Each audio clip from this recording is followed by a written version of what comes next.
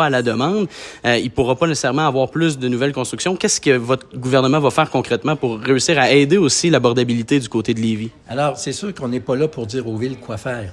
Dans le cas précis que vous identifiez, c'est un besoin. C'est pas quelque chose, c'est pas une gâterie, là. C'est un besoin fondamental. Vous pouvez pas construire si vous avez pas le réseau d'aqueduc. Puis c'est sûr que c'est plus sexy d'avoir des tours et des bâtisses, mais pour que ça se fasse, il faut avoir des infrastructures.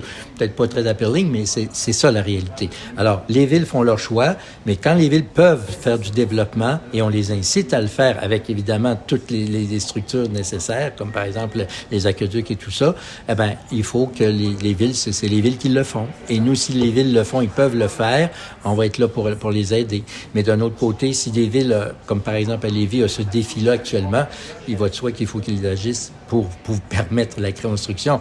Avant de construire une porte, il faut s'assurer que tout soit bien installé. Certainement. Puis, au niveau des nouvelles propriétés, je sais qu'on parlait de l'abolition de la TPS.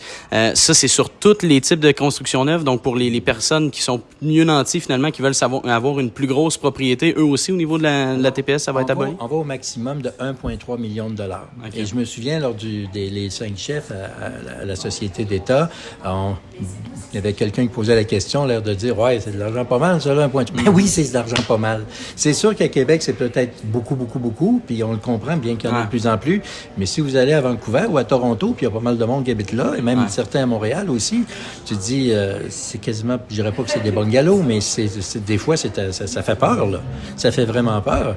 Pour vous raconter une anecdote, moi, quand je montrais le condo que j'ai ici à Loretteville, parce que je suis un gars de Loretteville, j'ai passé ma vie là, puis je montrais ma facture de taxes avec mon évaluation, qui était très modeste, à peu près à l'époque 120 000 $. Puis je montrais ça à mon ami Ed Fass, qui est un député d'Abbotsford en Colombie-Britannique, puis il dit « What?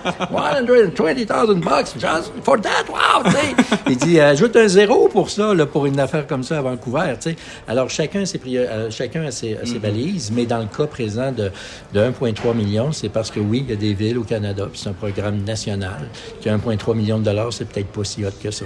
Ben, certainement. Avec notre agence, on a la capacité de pouvoir parler avec des gens de Toronto et de l'extérieur, puis le marché à Toronto on dit un bain de sang parce que les gens ont de la difficulté à acheter parce que les propriétés ont doublé. On a vu justement les statistiques hier au niveau de Radio-Canada. Fait que, bref, je pense que ce programme-là va aider davantage autant les nouvelles familles qui veulent avoir une propriété neuve que les gens qui veulent se départir de leur ancienne propriété pour aller vers de quoi de nouveau aussi. On n'est pas à Hong Kong ici, là. On n'est pas construit dans une île, là. Il faut construire des patentes à 150 étages parce que c'est tellement construit. On a le plus grand pays au monde après la Russie. On a de l'espace.